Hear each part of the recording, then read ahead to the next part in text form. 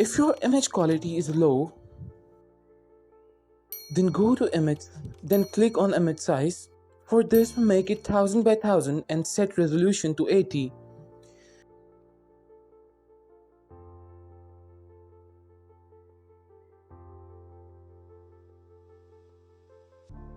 Then go to filter, then blur. Select Gaussian blur. Set it according to your image.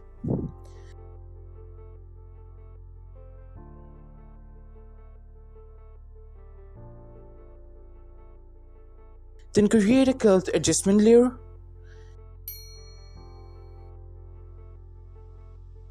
Then just adjust them where you think your image looks sharp. Done.